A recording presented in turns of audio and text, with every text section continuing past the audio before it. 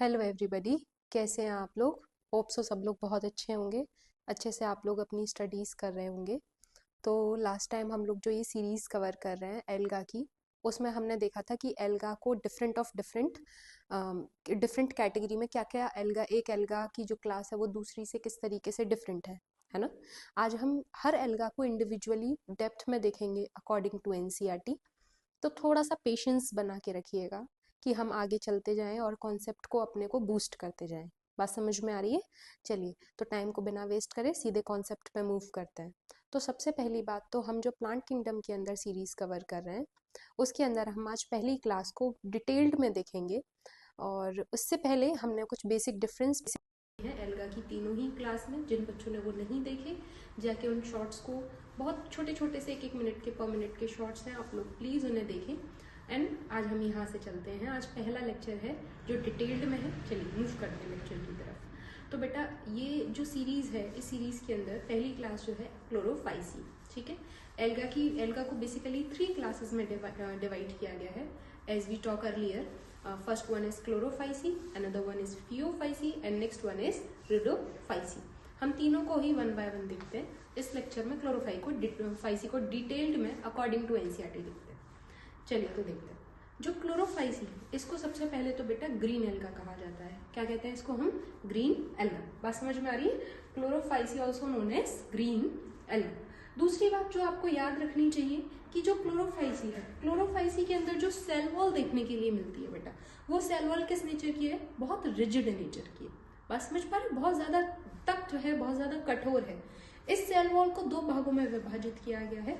This cell wall can divided into two important parts, outer और the inner. जो outer cell wall है वो बनी हुई है बेटा पैक्टोज बायोलॉजिकल मॉलिक्यूल की, और जो इनर है वो किसकी बनी हुई है? सेल्यूलोज की। बात समझ में आ रही है? क्लियर है?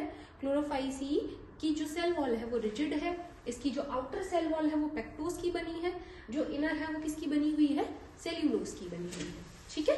चलिए दूसरी बात देखते हैं कि जो क्लोरोफाइसी है ये क्या है बेटा? ये इनकी जो प्लांट बॉडी है वो किस तरीके की प्लांट बॉडी है? दे आर यूनिसेलुलर, कॉलोनियल और फिलामेंटिशियस। बात समझ में आ रही है? यूनिसेलुलर मतलब कि इनकी जो बॉडी है वो कैसी बनी है? सिंगल सेल से मिलके बनी हुई। यूनि वर्ड ही देखो, आप समझ पाओ यूनि का वर्ड मतलब ही क्या है? सिंगल। बात समझ में आ रही है ना? और सेल्यूलर किसके लिए आया वर्ड? सेल के लिए, है ना। तो यानी कि इनकी जो बॉडी है वो किससे मिलके बनी है? सिंगल सेल से मिलके बनी हुई है। दूसरा देखो कॉलोनी। कॉलोनी मतलब जो सेल्यूलर स्ट्रक्चर है वो एक ग्रुप में जमा हो गए हैं, जिसे आप क्या कह दे रहे हो, जिसे एनसीईआरटी क्या कह दे रही है? Colony.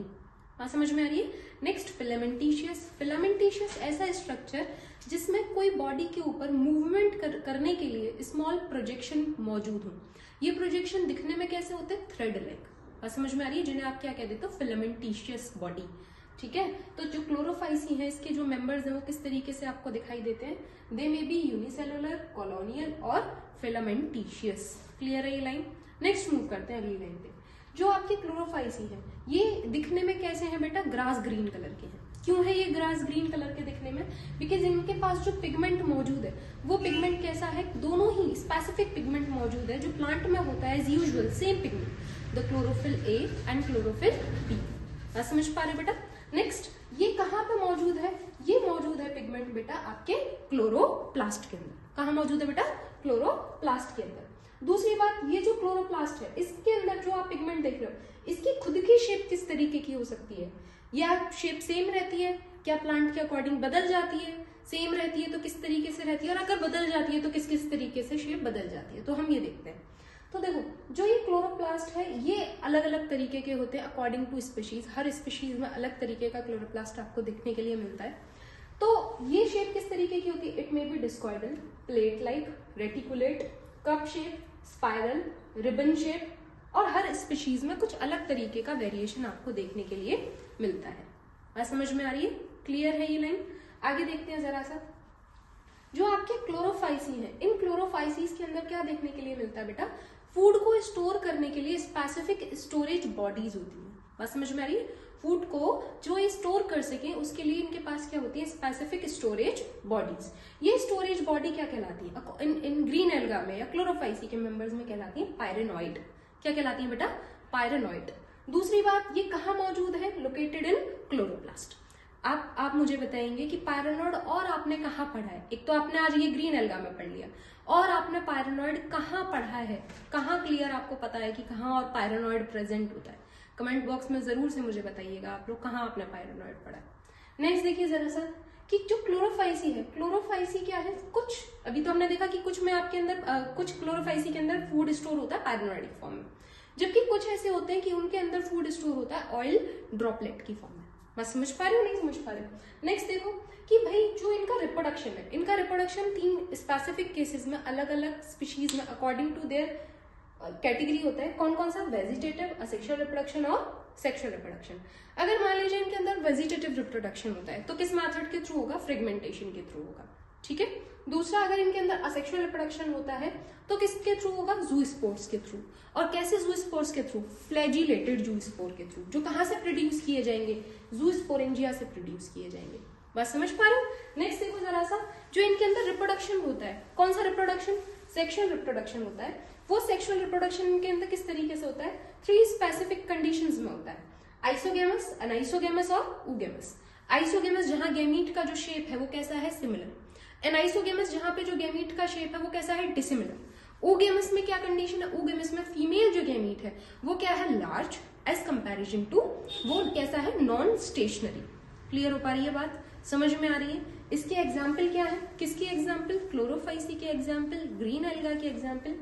First one is Chlamydomonas, Volvox, Ulothrix, Spirogyra और कारा। बात समझ में आ रही है। एक बार क्विक रिवाइज करेंगे और अच्छे से समझने की कोशिश करेंगे। चलिए, तो हम क्या पढ़ रहे हैं बेटा, हम पढ़ रहे हैं क्लोरोफाइसी। क्लोरोफाइसी को ग्रीन एल्गा भी कहा जाता है। इनके पास जो सेल वॉल प्रेजेंट है वो कैसी है, नेचर में रिजिड। बात समझ में आ रही है। दूसरा, इनकी जो सेल वॉल है 2 पार्ट में डिवाइड है, आउटर और इनर। आउटर पार्ट किसका बना हुआ है, पेक्टोस का बना हुआ है, और इनर पार्ट किसका बना हुआ है, सेल्यूलोज का बना हुआ है, ठीक है।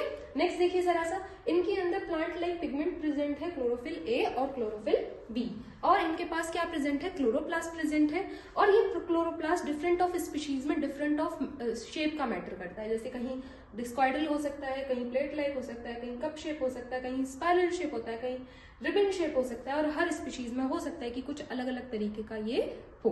बात समझ में आ रही। नेक्स्ट, इनके अंदर जो स्टोरेज बॉडी है वो किस फॉर्म में है, पायरोनोइड, और किस फॉर्म में है, ऑयल ड्रॉपलेट की फॉर्म में। दूसरा, इनका जो रिप्रोडक्शन होता है किस मेथड से होता है, तीनों मेथड से हो सकता है, वेजिटेटिव, असेक्सुअल और सेक्सुअल। वेजिटेटिव किसके थ्रू होता है, फ्रेगमेंटेशन के थ्रू होता है। असेक्सुअल रिप्रोडक्शन किसके थ्रू होता है, जूस्पोर के थ्रू होता है। और जूस्पोर भी कैसे, फ्लैजिलेटेड जूस्पोर। कहां से प्रोड्यूस हो जाते हैं, जूस्पोरेंजिया से प्रोड्यूस हो जाते हैं। अगला, सेक्सुअल रिप्रोडक्शन कहां से होता है, 3 कंडीशंस में होता है, आइसोगेमस, एनाइसोगेमस और ऊगेमस। नेक्स्ट, इनके एग्जांपल बहुत इंपॉर्टेंट है जिन्हें ध्यान रखिएगा, क्लेमाइडोमोनास, कारा, स्पायरोगारा, अल्थ्रिक्स, वॉलवॉक्स। बस समझ में आ रही है। इसको याद कैसे रखें, बहुत सिंपल सा तरीका है, C2SUV। बस समझ पाए कैसे, C2SUV, C2SUV। C2, C1 stands for Chlamydomonas, C2 stands for Chara, दूसरा S stands for Spirogyra, U stands for Ulothrix and V stands for Volvox, ठीक है। तो क्या याद रखेंगे, C2SUV। क्लियर है, समझ में आ गई। तो मिलेंगे अगले लेक्चर में अगली डिस्कशन के साथ, तब तक के लिए पढ़ते रहिए, आगे बढ़ते रहिए। मिलेंगे बेटा अगली वीडियो में। Thank you so much.